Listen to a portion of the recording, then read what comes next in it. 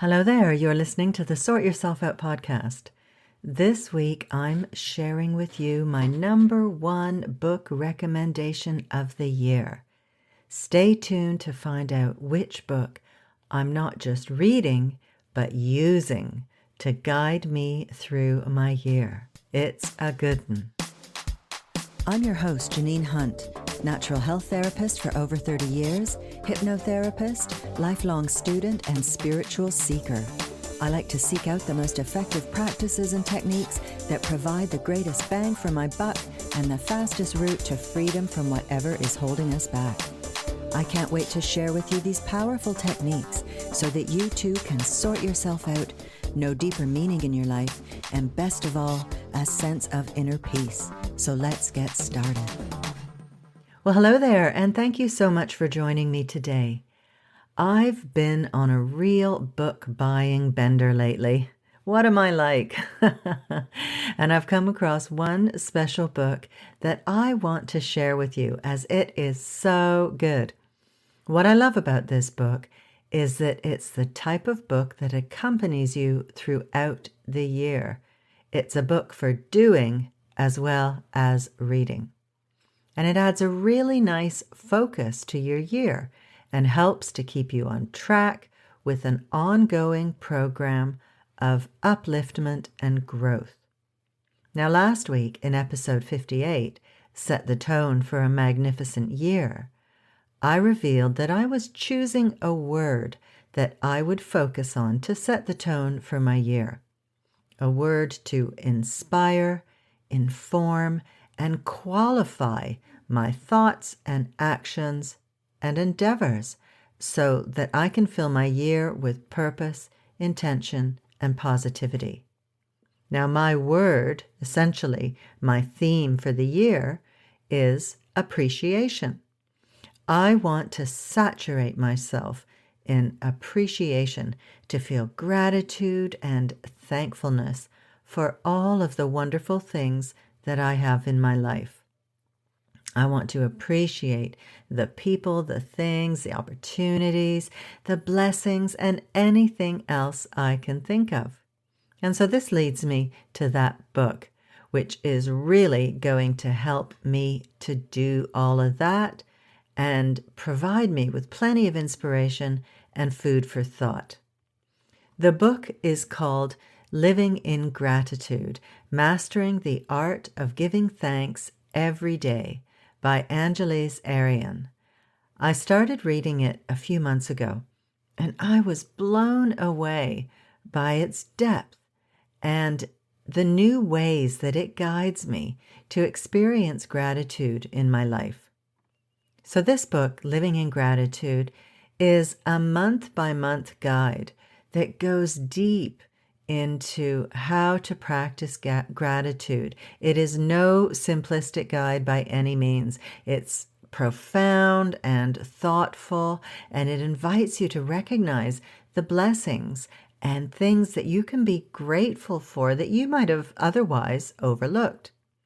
And this is because the author teaches us how to practice multidimensional gratitude.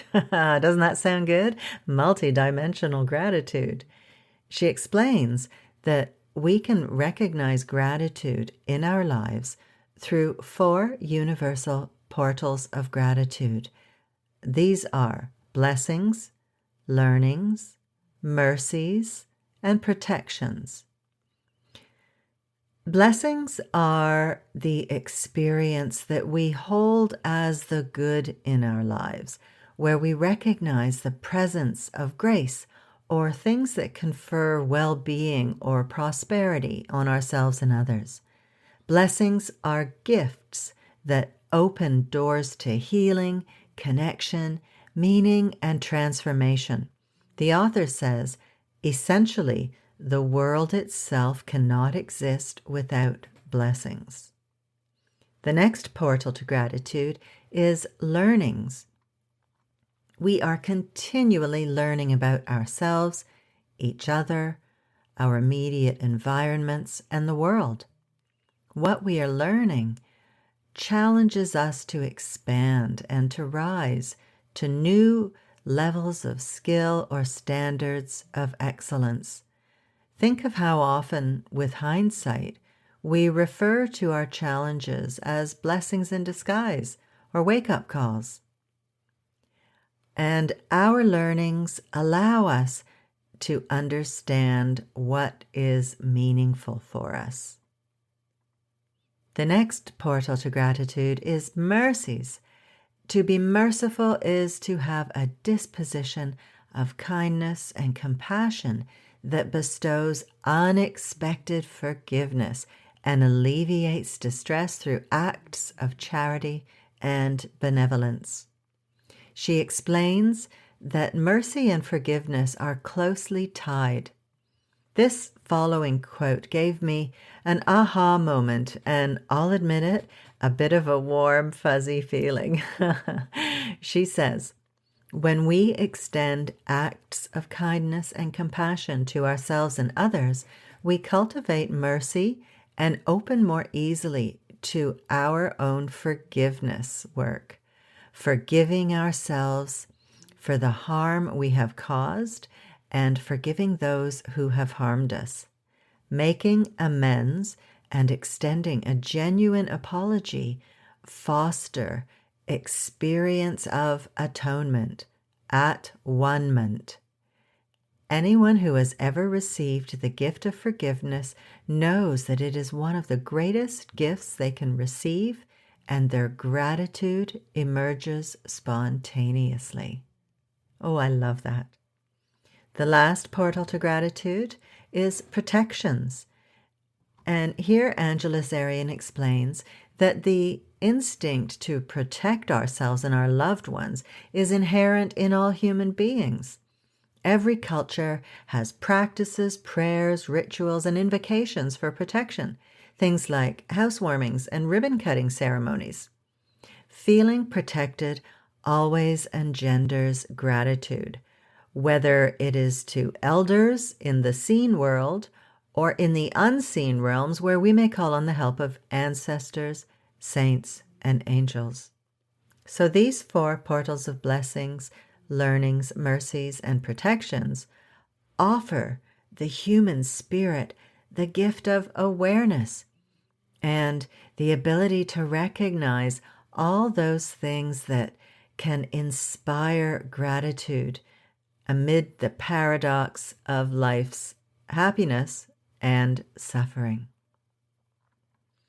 The author then teaches us how to deepen our gratitude practice through tracking how the 4 portals to gratitude appear in our lives. And for this, and this is where the real multidimensional aspect kicks in, we look at how the benefits of gratitude show up in the 4 quadrants of life experience, which are health and well-being, work environments and communities, financial well-being, and relationships.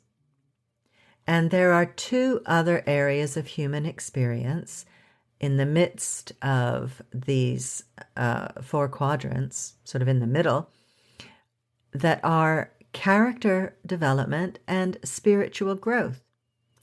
And they are influenced by, and in turn influence, all 4 quadrants. It is this gratitude practice in the 4 quadrants of life that benefits and advances our personal evolution.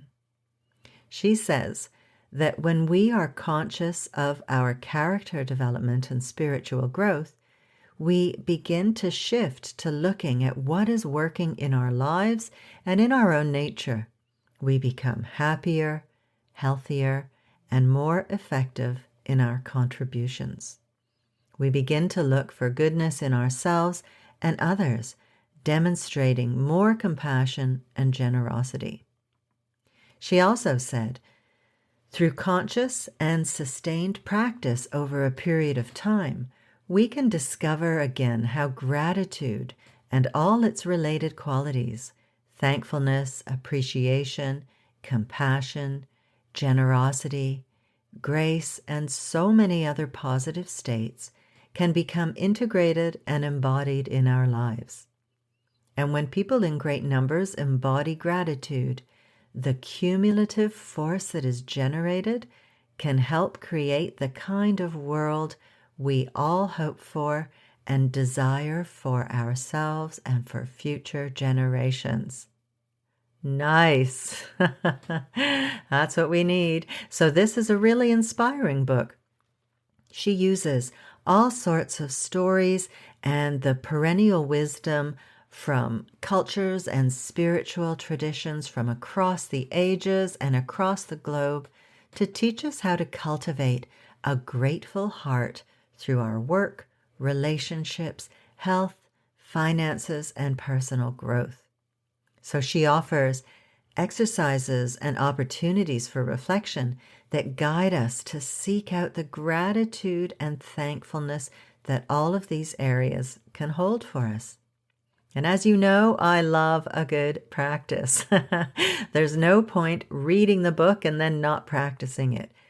Angelis Aryan said, "Whenever we want to learn something new or want change to occur, we must consciously and consistently engage in a practice. Just as we learnt to walk, write, and speak through practice, we can change ourselves at any time through its transformative power.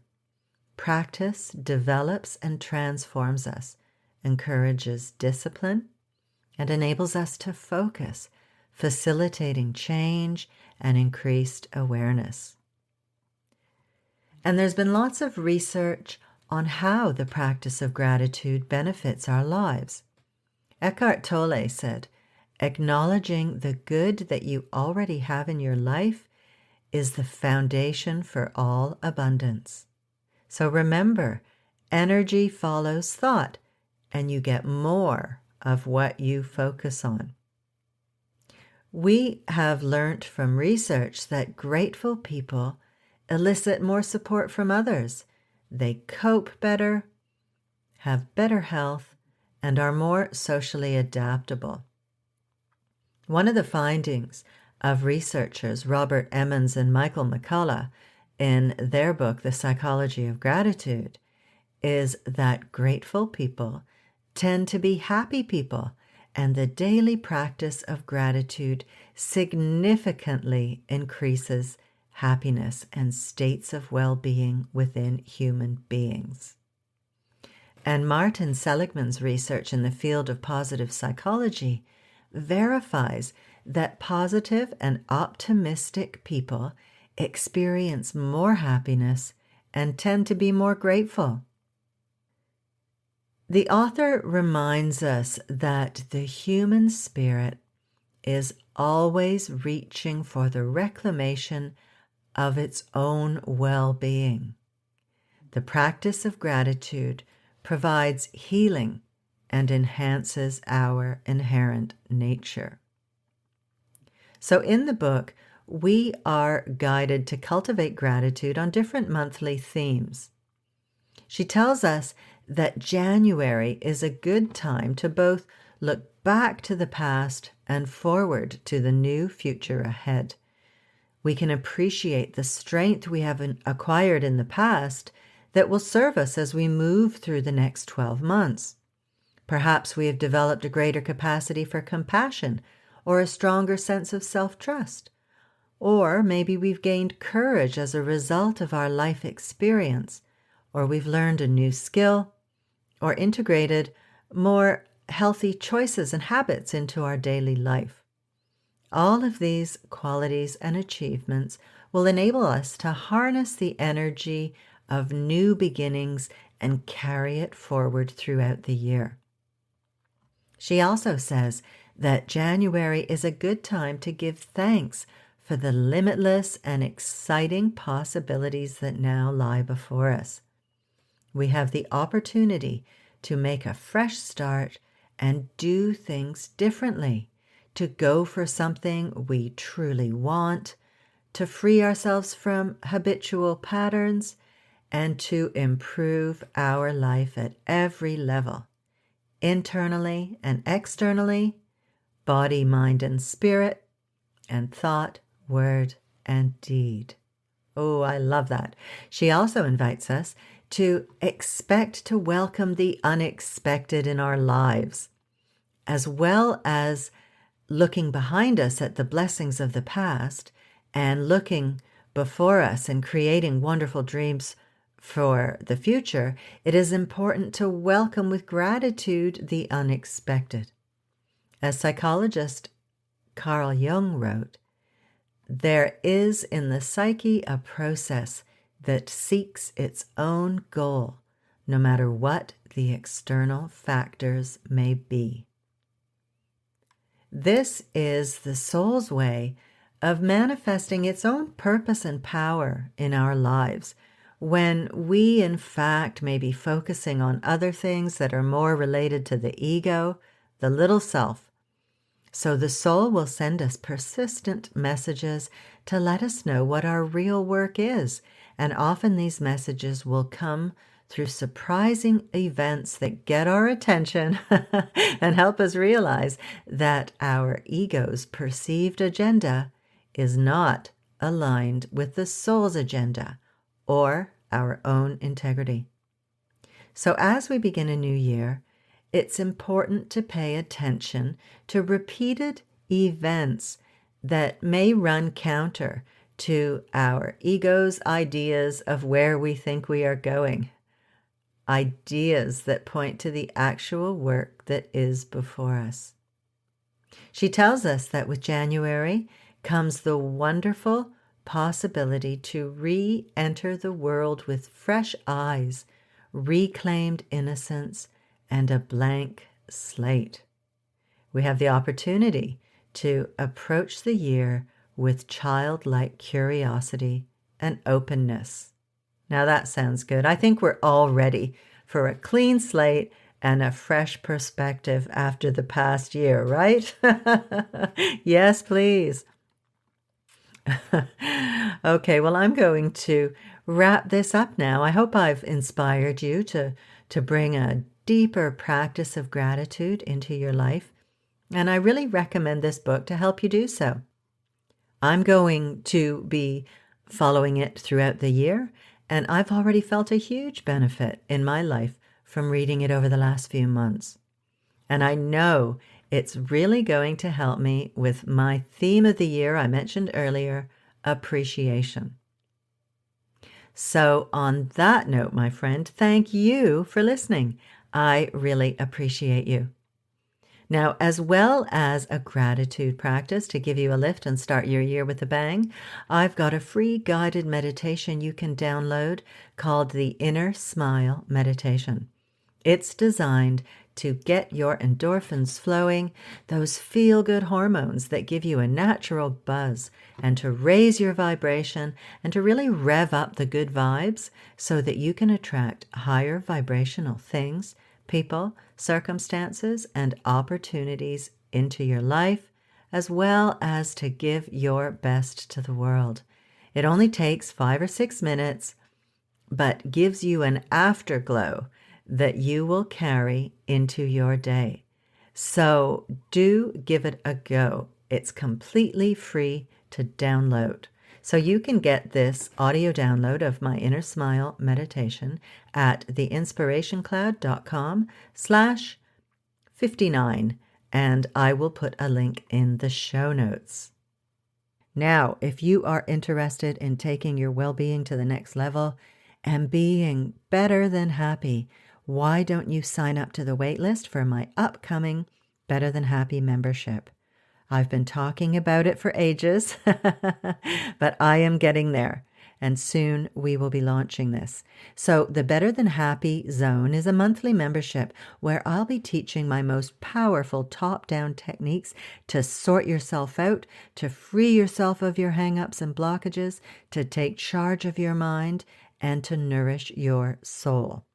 So if you've been listening to this podcast, you know that I'm all about giving you the tools that you need to transform your life.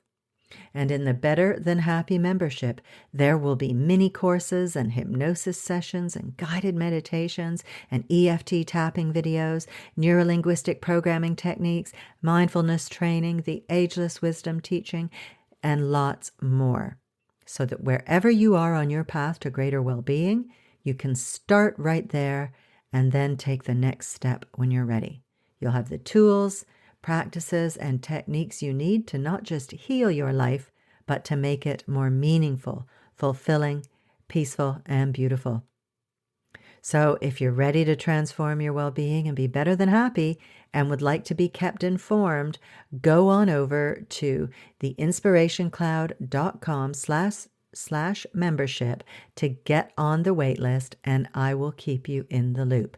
And this is something you also want to do, because those people on my wait list are going to be offered a special early bird offer where they will be offered the membership at the lowest price it's ever going to be, and they will also get early access. So that's the inspirationcloud.com/SYO membership. Okay, my friend, that is all for today. Thank you so much for spending your time with me. I really do appreciate it. So take care, and I will see you next week. Bye-bye. Thanks so much for listening to the podcast. I really hope you found it helpful and full of uplifting ideas that you can put into practice in your life. And if you have, chances are your friends and family will too. So please share it with them on social media. You'll be helping them to sort themselves out, because I bet you think they need it, right? But seriously, you'll also be doing me a huge favor, and I will be eternally grateful for your generosity. It would also be lovely if you would leave me a review on iTunes, preferably a nice one, please. And don't forget to subscribe to the podcast while you're there. If you have any questions or would like me to address a certain topic, I'd love to hear from you. You can email me at info@theinspirationcloud.com. Have a good one, folks. Thanks again, and I'll see you next week.